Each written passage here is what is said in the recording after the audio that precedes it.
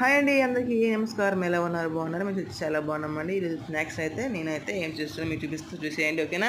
నచ్చితే మాత్రం లైక్ చేయండి. ఎవరైనా కొత్తగా చూస్తున్నట్టు సబ్స్క్రైబ్ చేసుకోండి, అలాగే సపోర్ట్ చేయండి. అలాగే లైక్ చేయండి ఫ్రెండ్స్, నచ్చితే మాత్రం వీడియో, ఓకేనా? వ్యవస్థలోకి వెళ్ళిపోతాం. ఇప్పుడైతే నేను ఏం చేస్తున్నా తెలుసా? సమోసా చేస్తున్నాను. సమోసా చేయడానికి ఏమేమి కావాలో చూపిద్దాం. మైదా పిండి అయితే మనకు కావాల్సినంత మోతాదులో మనం తీసుకోవాలి. మనకి ఏం కావాలి అని తీసుకోవాలండి.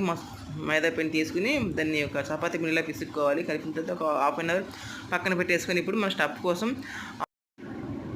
కోసం ఆనియన్స్, పచ్చిమిర్చి, కొత్తిమీర, కరివేపాకు, జీలకర్ర వేసుకున్న ప్రజెంట్ అయితే ఇప్పుడు. తర్వాత ఇంకోటి ఆలును పల్లీలు ఉడకబెట్టుకున్నా అండి. ఒక హాఫ్ అన్ అవర్ ఉడకబెట్టుకున్న తర్వాత అవి కూడా వేసేసిన. అందులో స్టఫ్ కోసం ఆనియన్స్, పచ్చిమిర్చి, జీలకర్ర, కరివేపాకు, కొత్తిమీర, ఉడకబెట్టిన పల్లీలు, ఒక బంగాళదుంప వేసి మా స్టఫ్ బాగా కలుపుకొని కొంచెం ఉప్పు, ధనియాల పొడి, కారం